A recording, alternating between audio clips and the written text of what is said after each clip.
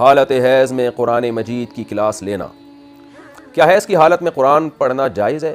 اگر نہیں تو جو بچیاں کلاس کی شکل میں پڑھتی ہیں اور تلفظ درست کرنے کی غرض سے کلاس لیتی ہیں یا حفظ کرتی ہیں تو نہ پڑھنے سے اس میں کافی حرج لازم آئے گا۔ انجم سیالکوٹ سے، حیض کی حالت میں قرآن کی آیتیں پڑھنا بالکل جائز نہیں ہے۔ اس پر میں اپنے چینل پہ مفتی طارق مسعود اسپیچز پہ ایک تفصیلی کلپ ریکارڈ کروا چکا ہوں دلائل کے ساتھ۔ تو اس لیے، اور یہ جو کہنا کہ اس میں لڑکیوں کو نقصان ہوتا ہے، تو وہ نقصان ہے جس کو شریعت نے نقصان مانا ہے، اس کو یہ وہ حرج نہیں ہے جس کی وجہ سے عورت کو حالت حیض میں قرآن پڑھنے کی اجازت ہو۔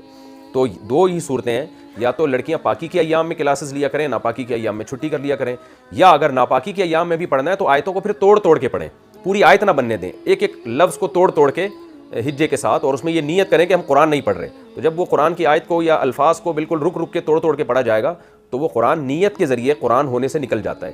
تو یہ اس کی گنجائش ہے۔ مرد کے لیے سرخ لباس پہننا، کیا خالص لال رنگ کا لباس پہننا مرد یا عورت کے لیے جائز ہے؟ نعمان صاحب انڈیا سے، عورت کے لیے تو بالکل جائز ہے، مرد کے لیے مکروہ ہے، نبی صلی اللہ علیہ وسلم نے منع کیا ہے۔ تو بالکل چمکتا ہوا جو سرخ لباس ہے وہ مرد کے لیے پہننا مکروہ ہے۔ اگلا سوال رضوان صاحب نے جہلم سے اسی طرح کا پوچھا ہے کہ سرخ امامہ پہننے کا کیا حکم ہے؟ تو رضوان صاحب، سرخ امامہ بھی ایسا ہی ہے، سرخ چمکتا ہوا لال کلر کا امامہ پہننا، کیونکہ سرخ لباس سے منع کیا تو لباس کے مفہوم میں سب چیزیں آ گئی ہیں، امامہ بھی اس میں داخل ہے۔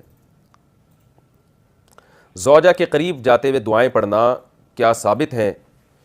یہ کسی نے پوچھا ہے لاہور سے، میں نام نہیں لے رہا، جن خاتون نے پوچھا ہے۔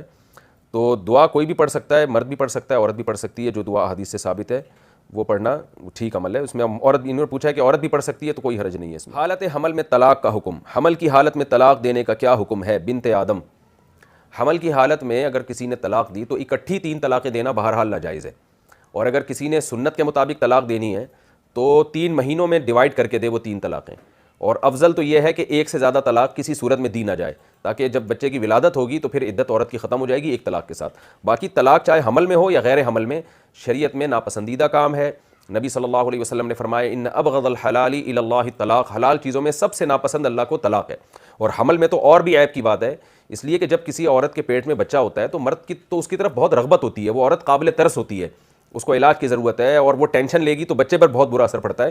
تو حمل کی حالت میں طلاق دینا اور زیادہ ناپسندیدہ ہے۔ وجہ اس کی ہے کہ اس سے بچے پہ نیگیٹو اثرات پڑ سکتے ہیں، خود عورت پہ بہت زیادہ نیگیٹو اثرات پڑ سکتے ہیں، تو اس لیے اس سے بہرحال اجتناب کرنا چاہیے۔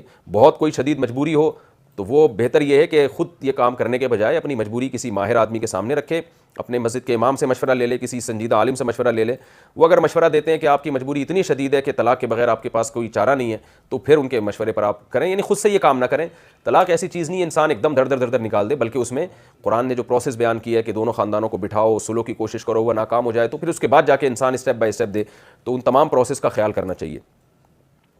بہرحال حمل میں اگر کوئی طلاق دے تو طلاق بہرحال واقع ہو جاتی ہے، حالت حیض میں دے تو بھی واقع ہو جاتی ہے، حالانکہ حالت حیض میں طلاق دینا ناجائز ہے، تو طلاق واقع بہرحال ہو جائے گی۔